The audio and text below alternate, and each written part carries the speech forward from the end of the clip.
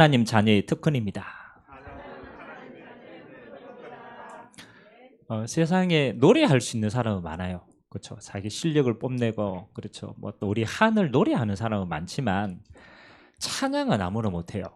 찬양은 하나님을 믿고 섬기고 경배하는 하나님의 자녀만이 할 수 있는 특권임을 고백합니다.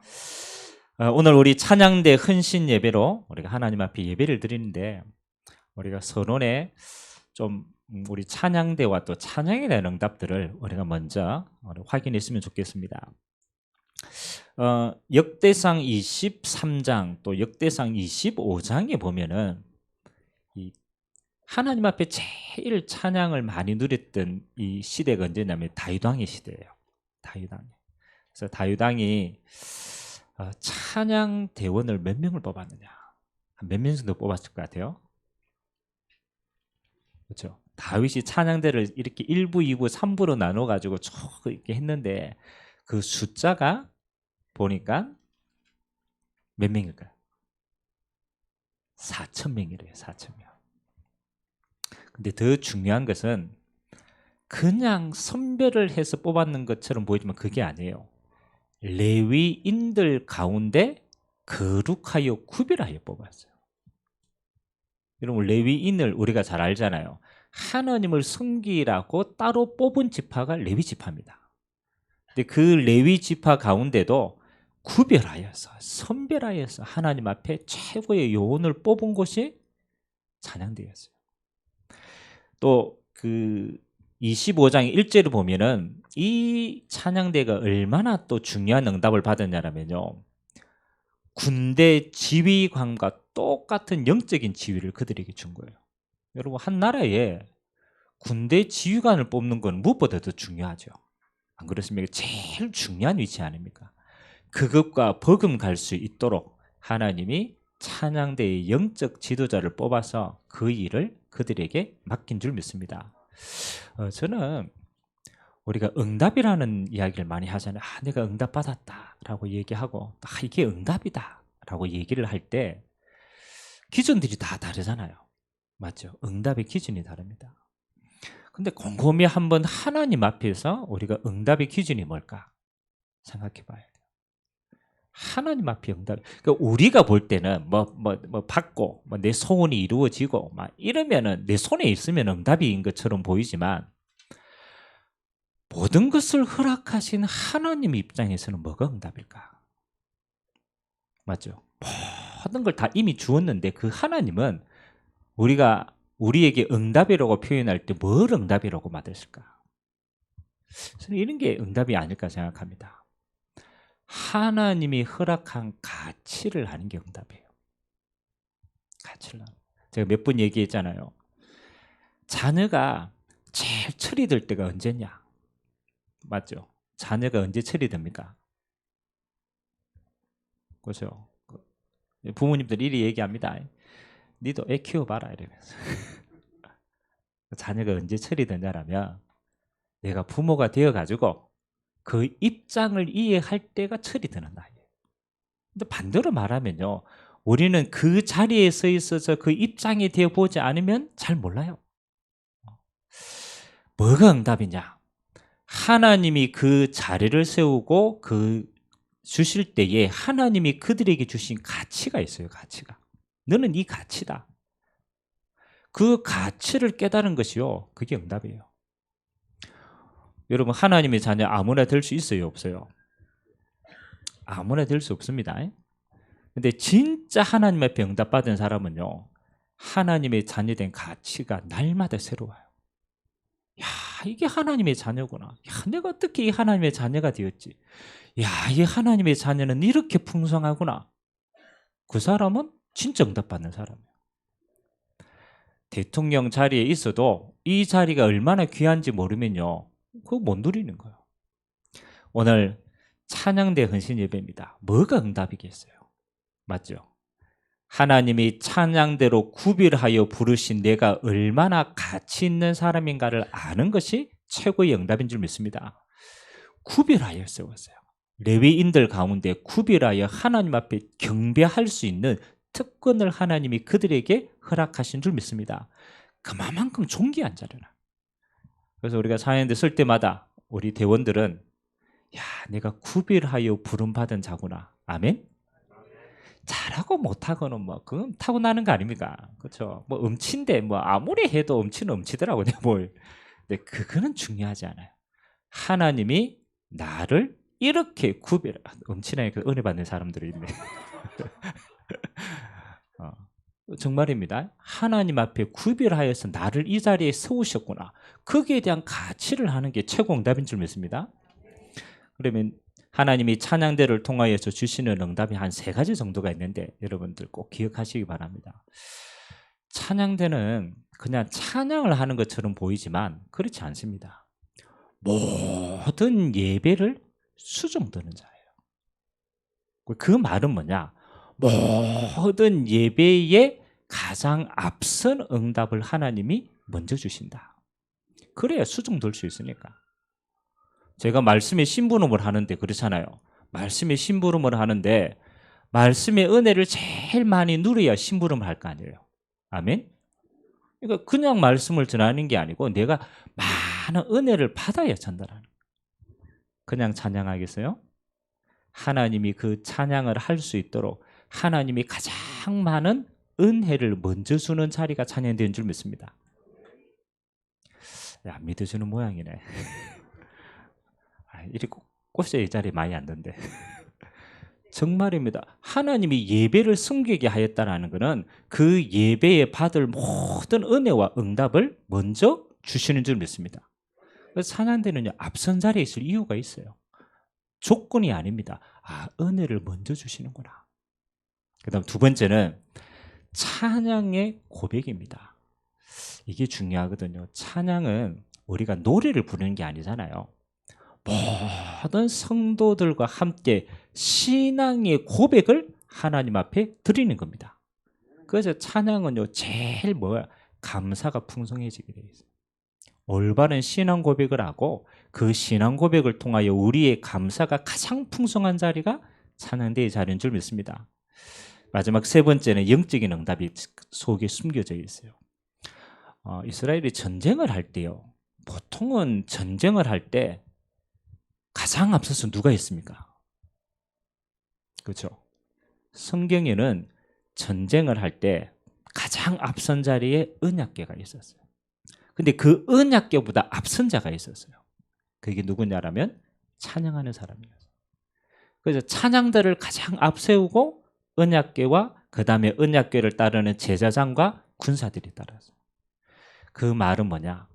찬양대는 영적인 흑암을 꺾는 가장 중요한 권세를 가진 자리가 이 자리인 줄 믿습니다. 전쟁하기 전에 흑암의 권세가 먼저 꺾이는 거예요. 우리로 말하면 백성들에게는 하나님의 나라의 사기가 먼저 올라가는 거예요. 그래서 하나님은 우리 찬양제를 통하여서 진짜 흑암이 무너지는 영적 찬양으로 하나님께서 응답하실 줄 믿습니다. 그래서 오늘 가치를 아는 게 응답이다. 여러분도 마찬가지입니다. 우리가 예배자로 왔는데 예배자의 가치가 얼마나 중요한지 알아야 우리가 이 시간에 응답을 누리는 겁니다. 아멘. 아무나 예배하러 올 수 있어요, 없어요? 아무나 예배 못합니다. 저 지나가는 사람들 그렇게 많아도 그들은 예배할 수가 없어요. 왜? 하나님 부르시지 않았기 때문에. 예배자는 누가 하나님 앞에 설 수 있느냐? 하나님이 부르신 자만이 이 자리에 설 수 있는 줄 믿습니다. 목사님, 내가 오늘 예배 가려고 마음 먹었는데요. 그 마음도 하나님이 허락하시지 않으면 올 수가 없어요. 여러분, 아무리 오고 싶어도 그렇잖아요. 다리 부러졌다. 올 수 있어요, 없어요? 못 와요. 예배자는 하나님의 부름을 받은 자다. 그리고 더 중요한 거는 하나님이 예배를 통해서 주실 은혜가 있고 할 미션이 있기 때문에 하나님이 나를 부르신 줄 믿습니다. 우리가 예배자로 쓸 때 항상 해야 돼요.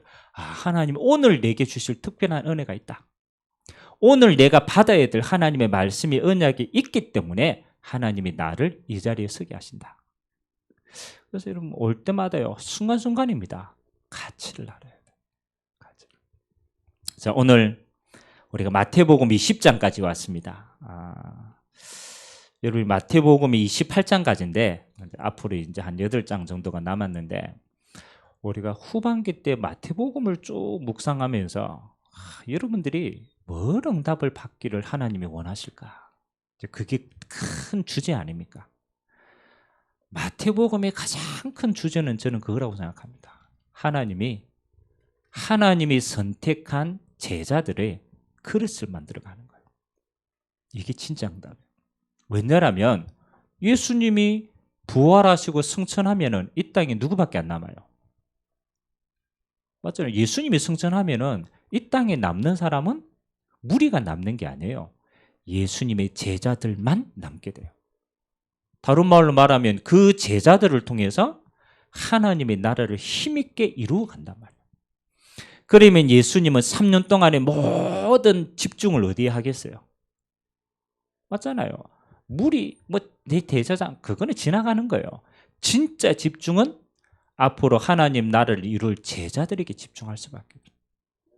그래서 이 3년 동안에 누구에게? 제자들에게 집중을 하는데 제자들에게 제일 큰 그림들이 하나 있어요. 그거 치유해 갑니다. 여러분 이 12제자와 70인 제자와 예수님의 친척들 합쳐서 한 120명 정도 되거든요. 이 제자들이 전부 어디 출신입니까? 한번 이 제자들이 첫 번째 부름을 받았는데 전부 어디 출신이에요?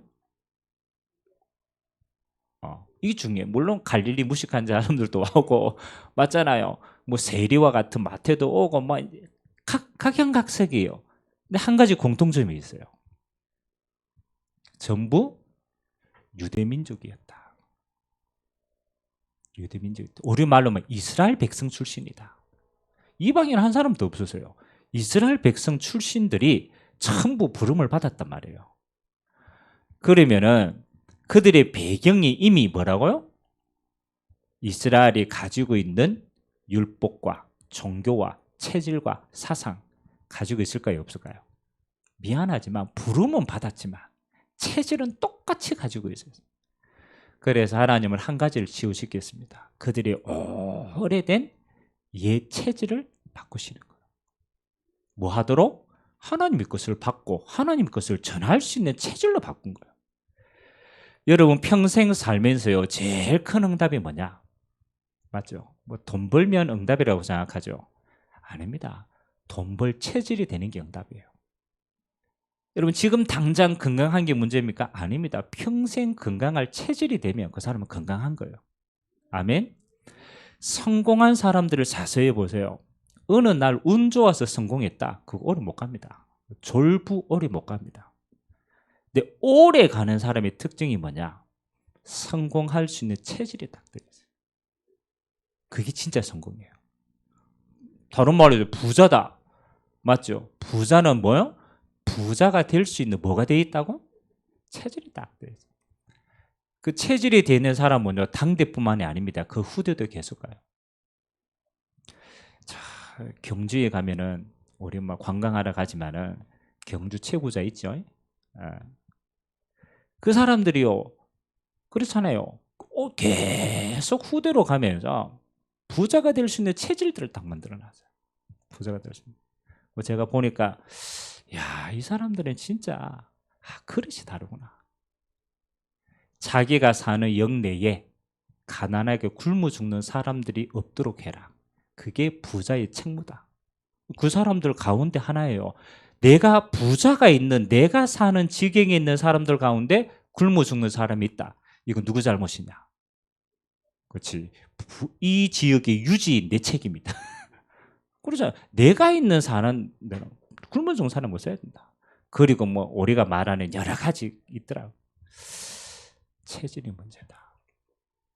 자, 그러면 오늘 우리가 먼저 된 자로 나중되고 나중된 자가 먼저 된 자 이 말씀을 예수님이 유대인들에게 했거든요. 이게 가장 중요한 응답이 뭔가를 한번 우리가 살펴봐야 되겠습니다.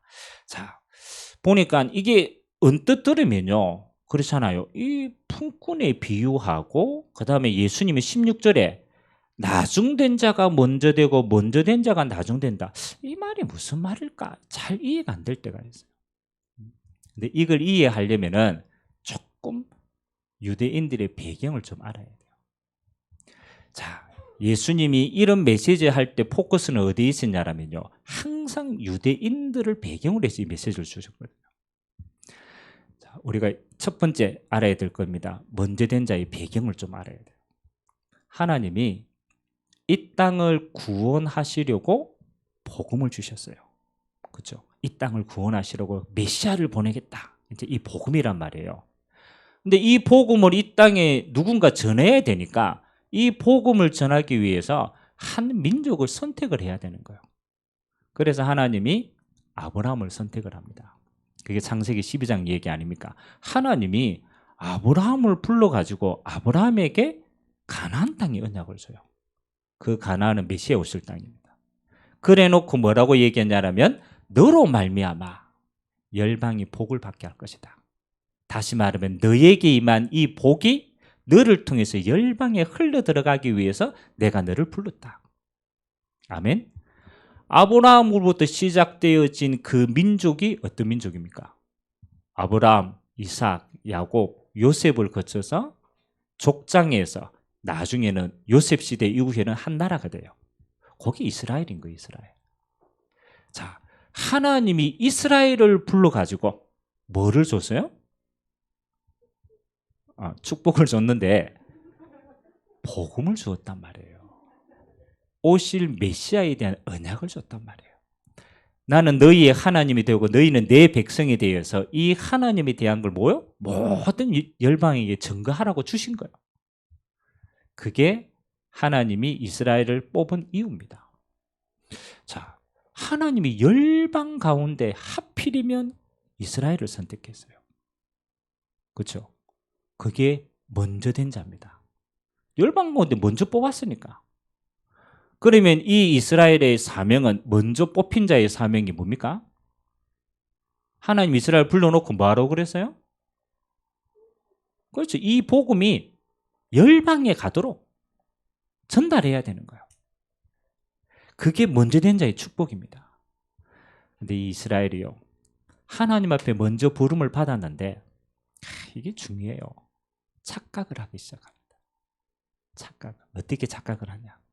야, 여호와 하나님은 우리만의 하나님이다. 우리가 왜 어떤 거 다 가지면은 자꾸 우리가 독점하려고 하잖아요. 이게 우리 거다 독점할. 이스라엘 백성들 체질이 똑같은 거예요. 여호와 하나님은 우리의 하나님이고 우리만 하나님이 선택한 백성이다. 그래서 나온 사상이 선민 사상인 거예요. 선민 사상. 이스라엘이요, 우리만 하나님께 뽑혔으니까 우리만 잘되고 구원받고 다른 모든 이방인들은 그건 죽어야 된다. 여러분, 지금도 이스라엘은요, 이 생각이 변함이 없어요.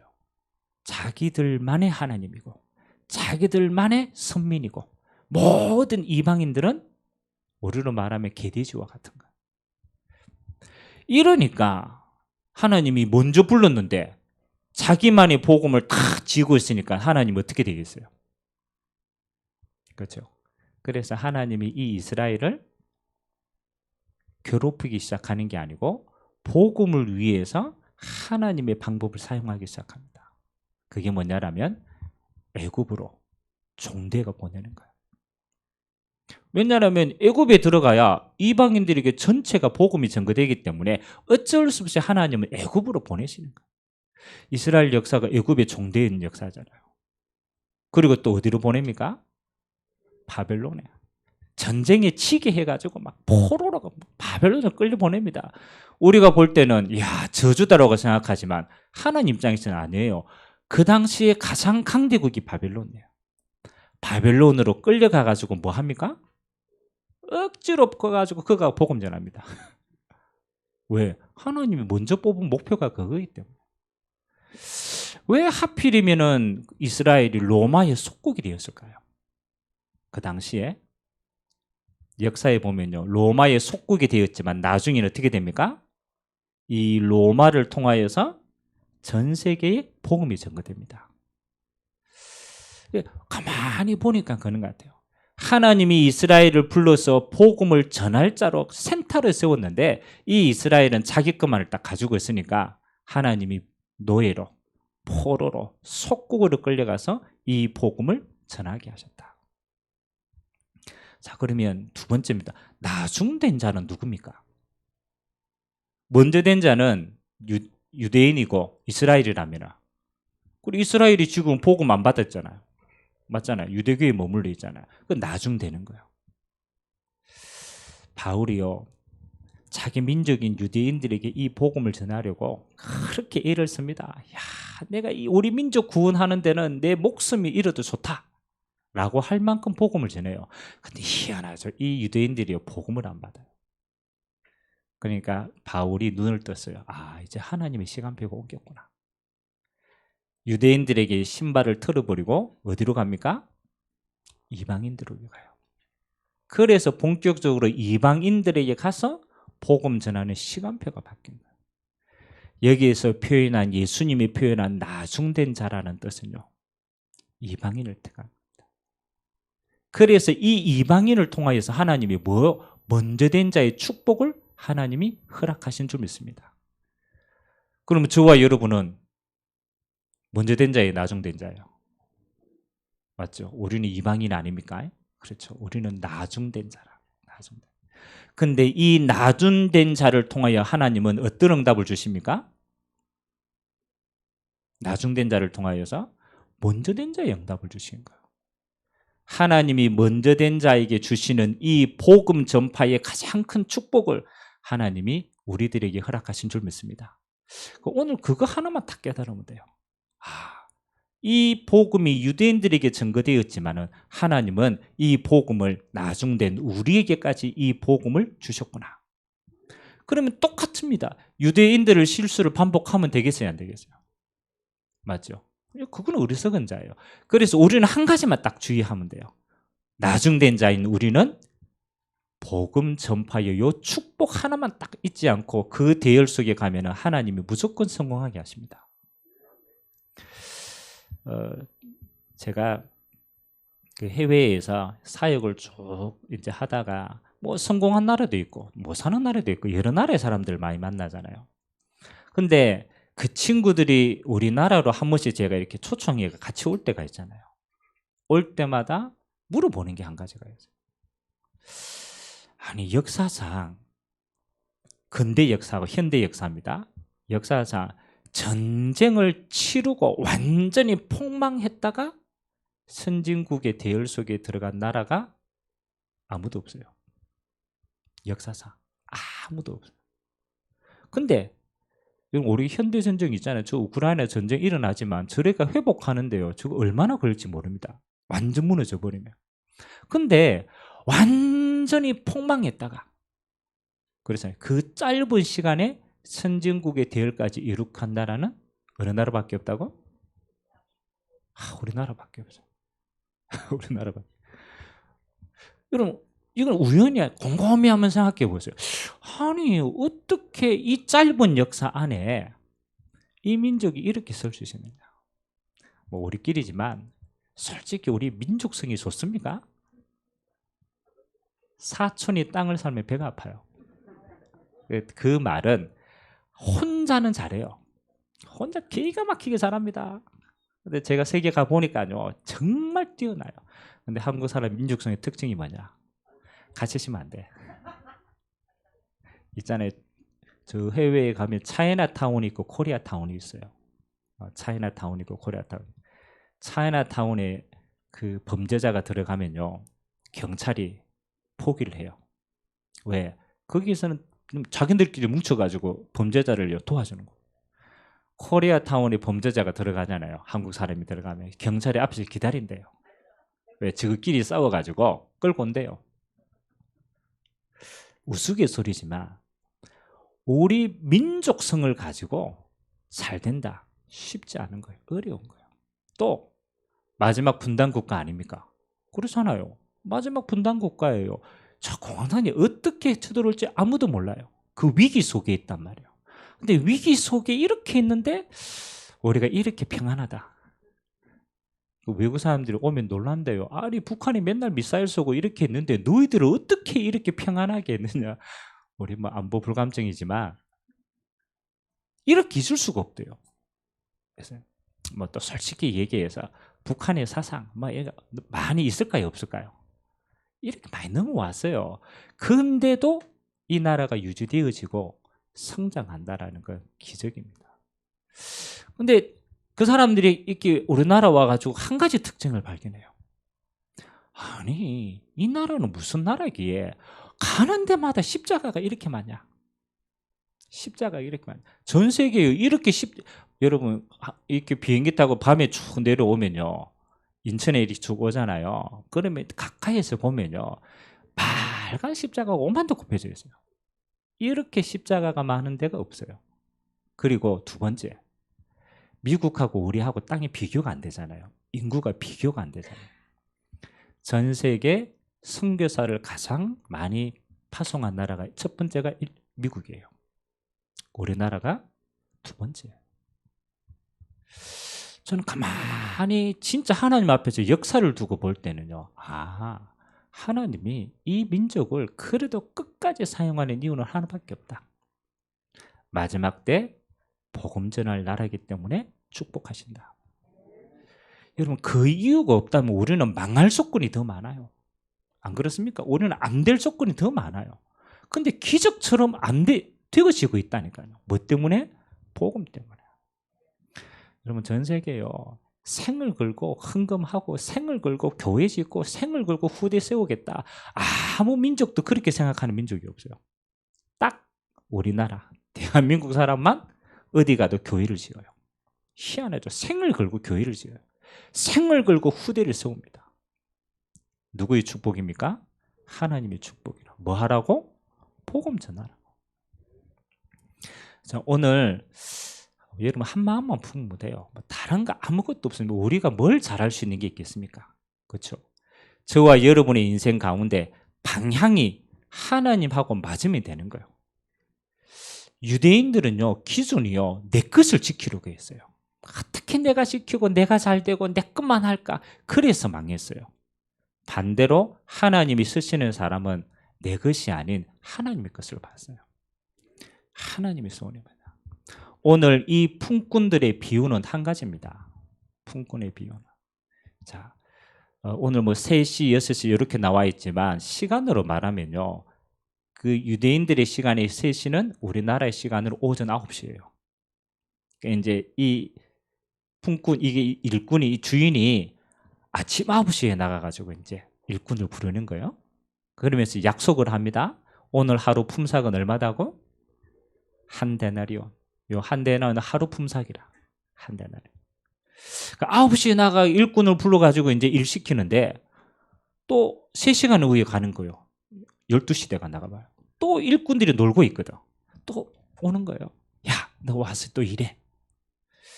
오후 3시 가가지고 가보니까 또 일꾼이 있어요. 그래, 일할 거 이미 가득 찼어요. 근데 주인의 마음은 이 사람들을 어떻게 해요? 자꾸 일시키고 싶은 거, 도와주고 싶은 거. 데리고 왔어요. 마지막 나간 시간이 언제냐? 오후 6시라. 하루는 마감이 7시 대가 이 결산을 하는데 6시 대가 나가 보니까 또 일꾼들이 놀고 있어. 그러면 여러분 생각하는 주인이라면 불러야 돼요, 안 불러야 돼요? 주인의 마음이 중요한 거예요. 주인의 마음은 어떻게 하든 데리고 와서 세우려고 하는 거예요. 요게 주인의 마음이라. 근데 이제 9시에 온 사람하고 오후 6시에 온 사람하고 차이 있어요, 없어요? 있죠. 아침에 일찍 온 사람은 한대로는 약속을 받았지만 속으로는 어떻게 생각할까요? 야, 내가 먼저 왔으니까 막 더 많이 주지 않겠냐? 이제 그거 바라고 있는 거라. 이게 그냥 보면은 일꾼을 부르는 것처럼 보이지만 하나님의 마음과 먼저 온 사람의 마음이 좀 달라요. 일꾼을 부르신 이는 천국의 주인인 하나님이십니다. 하나님의 마음은 어떤 마음이냐? 어떻게 하든 자기 백성을 찾기를 원하십니다. 다시 말하면 어떻게 하든 한 영혼이라도 더 구원하기를 원하시는 마음이 하나님의 마음인 줄 믿습니다. 하나님은 거기밖에 중심이 없어. 6시 끝까지 가서라도 끝까지 영혼을 어떻게 해요? 세우는 게 하나님의 마음이라. 근데 이 하나님의 마음을 모르는 첫 번째 온 일꾼은요, 불평하는 거예요. 한 데나리온이라는 것은 구원의 가치는 동일한 거예요. 아멘? 먼저고 또가 가치가, 구원은 동일하게 하나님이 약속한 가치예요. 늦게 왔든 일찍 왔든 예수 믿으면 구원받는 줄 믿습니다. 그래서 하나님의 모든 소원은 거기에 있는 거예요. 오늘 저와 여러분들이 어떤 마음을 가지면 되냐? 하나님 아버지의 마음을 가지면 돼요. 하나님은 6시 마감 시간 끝까지, 마지막 때까지 구원받는 자를 찾고 계시구나. 그러면 내 마음과 우리의 마음이 거기 있다라면 하나님은 저와 여러분의 인생을 마음껏 쓰실 줄 믿습니다. 자, 오늘 결론으로 한번 마음을 좀 담아봅시다. 하나님이 우리를 쓰시는 기준은 영혼 구원과 하나님의 나라를 위해서 쓰시는데, 그 일꾼에게 주시는 응답이 뭐냐? 오늘 한 데나리온의 응답입니다. 요 한 데나리온은 가치가 한 데나리온의 그 얘기가 아니고 하나님의 약속을 주셨다라는 거예요. 이게 중요합니다. 부름받은 일꾼은 열심의 기준을 두는 게 아닙니다. 부름받을 때 약속한 것이 기준이 되면 되는 줄 믿습니다. 그러면 하나님이 품꾼으로 부름받은 자에게 한 데나리온을 주겠다고 약속한 그 약속은 우리에게도 동일한 줄 믿습니다. 하나님이 우리에게 구원 주실 때 약속한 게 있어요. 그게 중요합니다. 일꾼은요, 그 약속 믿으면 되는 거예요. 하나님이 우리에게 뭐를 주셨습니까? 그리스도 대신 예수를 구주로 주신 줄 믿습니다. 예수님이 그리스도로 주신 그 약속의 의미는 뭡니까? 그리스도 안에서 하나님은 우리의 모든 운명을 바꾸신 줄 믿습니다. 여러분은 과거의 재앙의 운명을 십자가로 바꾸셨습니다. 여러분 오늘의 모든 현장이 뭡니까? 그거를 하나님은 그리스도 안에서 하나님과 함께하는 축복으로 바꾸신 줄 믿습니다. 여러분의 미래 보좌에 앉히십니다. 완벽하게 예비해놨어요. 그래서 여러분 그리스도 안에 있다라는 약속은 과거, 현재, 미래 모든 문제가 그리스도 안에서 끝난 인생이다. 그 약속을 잡으셔야 돼요. 왜? 약속한 거니까. 한 대안으로 약속한 거니까 그거 그냥 잡으시면 돼요. 옆 사람하고 축복합시다. 끝난 인생입니다. 여러분 구원받았다라는 건요, 과거, 현재, 미래 모든 저주와 재앙을 예수님이 십자가에서 끝내시고 부른 줄 믿습니다. 그럼 여러분 염려할 게 없어요. 그러더라고요.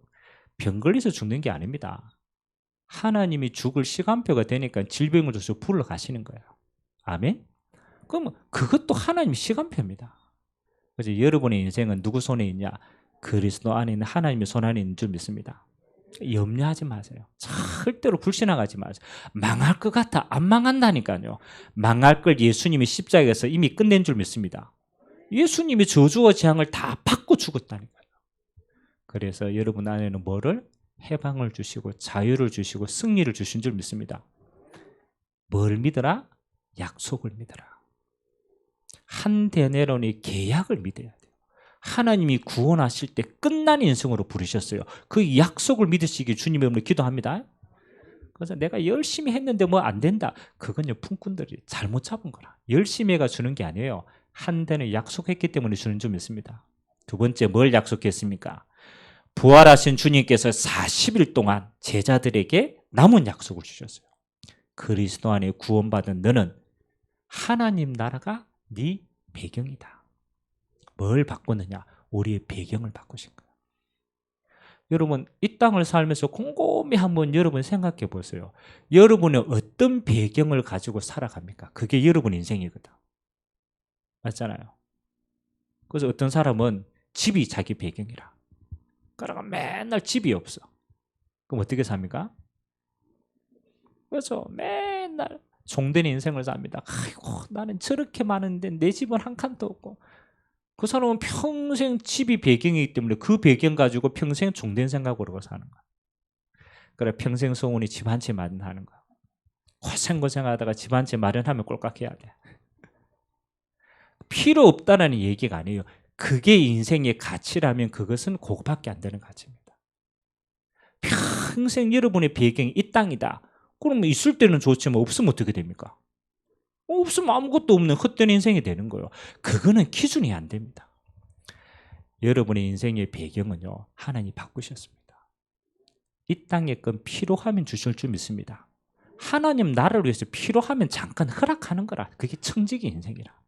여러분 인생의 진짜 배경은 어디냐? 하나님 나라가 배경인 줄 믿습니다. 여러분 올바른 배경을 가지고 있어야 돼요. 아이고, 내 대통령 자리가 배경이다. 그거 5년 후에 내려와야 돼요. 그럼 감옥 갈지도 몰라. 보상이 안 돼요. 여러분 돈 많다. 사교당하면 어떨 겁니까? 배경 안 된다니까요. 그건 주어지는 거야. 누릴 수 있는 거지 배경은 아니에요. 하나님은 우리의 배경을 뭐로 바꿨느냐? 반드시입니다. 보호자가 여러분의 배경입니다. 영원히 변하지 않아요. 영적인 축복입니다. 근데 그게 힘이라니까요. 하나님이 위로부터 보호자가 여러분의 배경이 되게 하시사 이 땅에서 기도로 그 모든 배경을 누리게 하신 줄 믿습니다.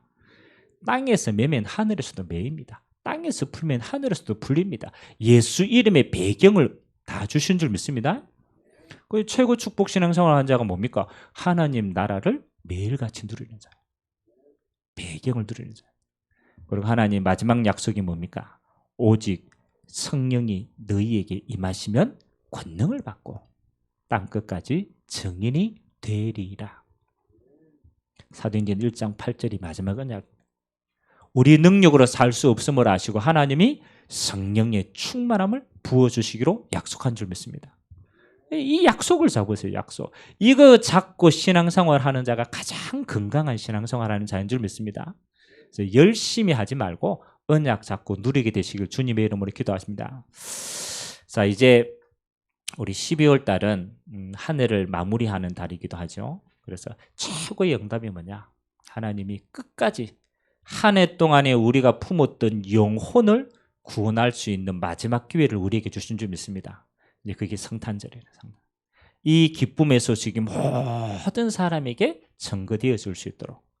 그래서 여러분 성탄절까지 좀 기도하시기 바랍니다. 한 해 동안에 여러분이 품고 생명 얻기 위해 기도한 영혼들이 끝까지 생명 얻을 수 있는 그런 영적인 기회가 될 수 있도록 기도하시기 바랍니다. 그래서 새 생명을 두고 또 초청을 두고 기도하시고 여러분은 평생의 생명에 대한 감사 요거 가지고 승리하게 되시기를 주님의 이름으로 기도드립니다. 우리가 같이 한번 기도합시다. 하나님 우리를 나중된 자인 것처럼 불렀습니다. 그러나 하나님이 이 복음 전할 수 있는 특권을 우리에게 이 시대에 허락하신 줄 믿습니다. 하나님 우리가 나중된 자로 먼저 된 자의 이 가장 중요한 세계 복음화의 응답 나와 우리 후대가 평생 누려나갈 수 있도록 주님이 축복하여 주시옵소서. 우리 같이 한번 말씀 잡고 합심으로 한번 기도하도록 하겠습니다. 살아계신 하나님 감사드립니다.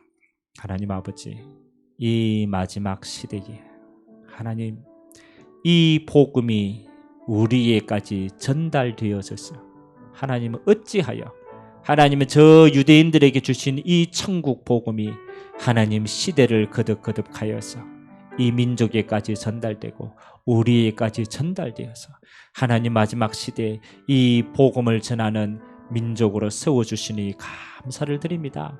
하나님 아버지 이 땅에 복음이 들어온 지 150년 120년밖에 안 되었습니다. 하나님 아버지 이 복음 때문에 이 민족이 여러 가지 어려움을 겪었지만 하나님은 유례 없이 하나님 이 민족을 하나님 선진국의 반열에 세우셨습니다. 경제를 부강하게 하셨습니다. 우리의 삶의 수준을 높이셨습니다. 하나님 아버지 마지막 때 이 복음 전할 민족으로 우리를 선택하여 주시니 감사를 드립니다. 우리는 나중대인 것처럼 보이지만 먼저 된 자의 이 세계 복음하는 이 귀한 일에 나와 우리의 교회와 우리의 가정과 이 민족이 가장 귀하게 쓰임받도록 은혜 베풀어 주시옵소서.